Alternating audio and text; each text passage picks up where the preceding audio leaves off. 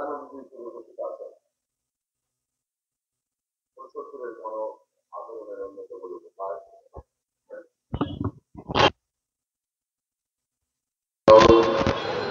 আমাদের জোট প্রধান জাতীয় পার্টির চেয়ারম্যান জনাব মোস্তফা জামাল হায়দার সহ 12 দলীয় জোটের শীর্ষ নেতৃবৃন্দ, নেতাকর্মীবৃন্দ, মিডিয়ার ভাই বোনেরা, সকলকে আসসালামু আলাইকুম। দ্রুত নির্বাচনের দাবিতে রোডম্যাপ ঘোষণা, আওয়ামী স্বৈরাচারের রাজনৈতিক ও প্রশাসনিক দোসরদের গ্রেফতার ও বিচারের দাবিতে আজকের এই বিক্ষোভ সমাবেশ। বন্ধুরা, গণতন্ত্রের ডোরওয়েটাই হচ্ছে নির্বাচন, ফটকটাই হচ্ছে নির্বাচন। নির্বাচনের মাধ্যমেই মানুষ তার অধিকার প্রয়োগ করে তার জনপ্রতিনিধি নির্বাচন করে রাষ্ট্রের ক্ষমতা তুলে দেন। আজকে বিগত 15 বছর ফ্যাসিস্ট স্বৈরাচারী শেখ হাসিনা যাতা করে বাংলাদেশের গণতন্ত্র থেকে শুরু করে প্রত্যেকটি প্রতিষ্ঠান ধ্বংস করা হয়েছিল, মানুষের সকল মৌলিক অধিকার কেড়ে নেওয়া হয়েছিল। জুলাই আগস্টের ছাত্র জনতার সেই বাঁধহীন অভ্যুত্থানের মাধ্যমে আমরা নতুন করে বাংলাদেশকে মুক্ত করতে পেরেছি। 8 তারিখ একটি নতুন অন্তর্বর্তীকালীন সরকার ক্ষমতায় আসীন হয়েছে। 5 মাস 1 দিন পেরিয়ে গেল, এখন পর্যন্ত কিন্তু তারা নির্বাচন কবে দিতে পারবেন সেই ব্যাপারে সুস্পষ্ট কোনো কথা বলছেন না। গতকাল দেখলাম প্রধান উপদেষ্টা বলেছেন জাতীয় এবং স্থানীয় নির্বাচন একসাথে হবে। তিনি এও বলেছেন এবং উপদেষ্টারা বলছেন জনগণ যেটা চায় সেটাই আগে করা হবে। জনগণ কি চায় এই কথাটাও তো ফেক। আপনারা জনগণের মতামত দিচ্ছেন, জনগণের প্রতিনিধি আমরা, রাজনৈতিক দলের সাথে বসছেন, অংশীজনের সাথে কিন্তু আপনারা কথা বলেন না। আপনাদেরকে কে এই ম্যান্ডেট দিয়েছে এটা নির্ধারণ করার জন্য? তার বাহানা করবেন না। দ্রুত নির্বাচনের রোডম্যাপ ঘোষণা করুন। আগামী জুনের মধ্যে বাংলাদেশে জাতীয় সংসদ নির্বাচন অনুষ্ঠিত হতে হবে। স্থানীয় সরকার নির্বাচন আগে করবেন, একসাথে করবেন, এই ধরনের কথা আমরা বরদাস্ত করব না। নির্বাচিত সরকার স্থানীয় সরকার নির্বাচনের ব্যবস্থা করবে। বন্ধুরা, আপনারা অনেকেই কাশিম বাজার কুটির কথা হয়তো বা জানেন। স্বাধীন বাংলাদেশকে পরাধীন করার ষড়যন্ত্র শুরু হয়েছিল সেই কাশিম বাজার কুটি থেকে। আজকে ওই বঙ্গভবন পরিণত হয়েছে একটি কাশিম বাজার কুটিতে।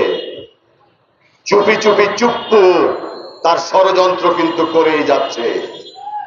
বিজয় দিবস 16 তারিখ আমরা যারা রাজপথে ছিলাম, আমরা যারা রক্ত দিয়েছি, আমরা যারা জেল জুলুম অন্যায়ের শিকার হয়েছি, তাদেরকে বাদ দিয়ে যেই সমস্ত কুলাঙ্গার দলগুলো এই 24-এর 7 তারিখের আমি তুমি দামি নির্বাচনে অংশগ্রহণ করেছিল, তাদেরকে দাওয়াত দেওয়া হয়েছে।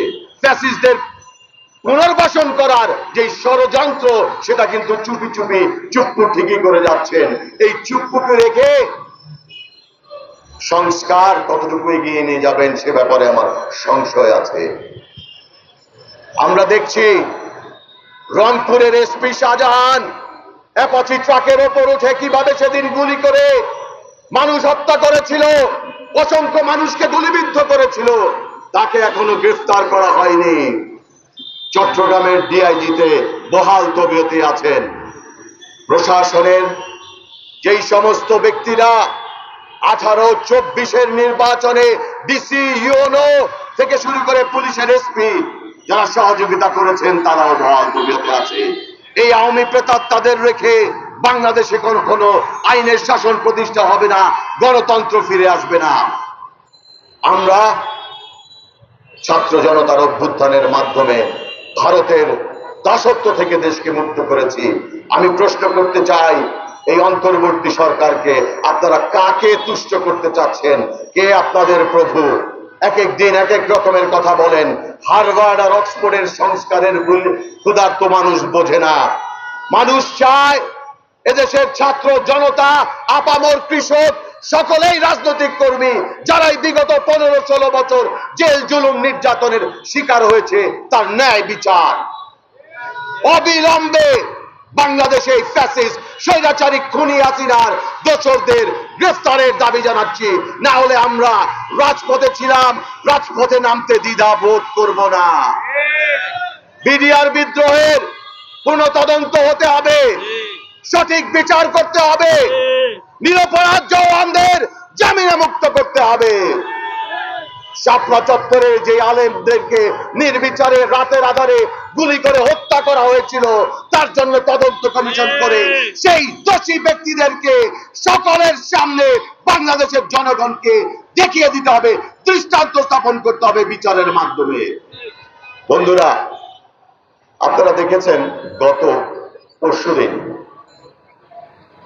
কিভাবে প্রকৃতি তার মধুর প্রতিশোধ নিল। আমাদের গণতন্ত্রের মাতা দেশমাতা খালেদা জিয়াকে একটি পরিত্যক্ত কারাগারে আটকে রেখেছিল, তাকে মৃত্যুর মুখে ছেড়ে দেওয়া হয়েছিল, সুচিকিৎসা দেওয়া হয়নি। বাংলাদেশের জনগণ দেখিয়ে দিয়েছে জনতার সুনামি, জনতার ভালোবাসা।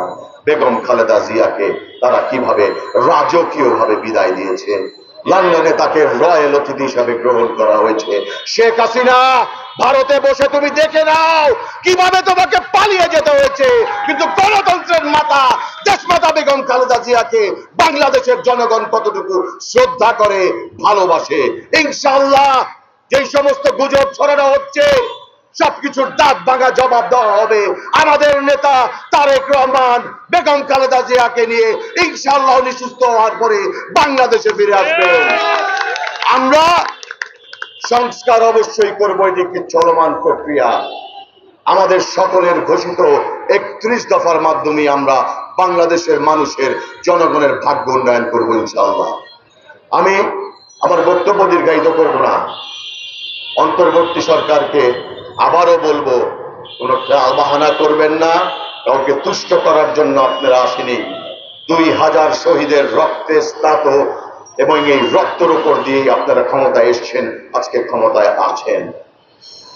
লোভ করবেন না, লোভে পাপ, পাপে মৃত্যু। আপনাদের দায়িত্ব বাংলাদেশে একটি নির্বাচনের ট্রেনে উঠিয়ে দেওয়া, সেই দায়িত্বটুকু পালন করুন। সেটা করতে ব্যর্থ হলে বাংলাদেশের জনগণ, আপনারা 69 দেখেছেন, 70 সাল দেখেছেন, 71 দেখেছেন, 90 দেখেছেন, 2024 দেখেছেন, 2025-এ আরেকটি গণ অভ্যুত্থান আমরা যেন না দেখি, আমাদেরকে যেন রাজপথে নামতে বাধ্য করা না হয়।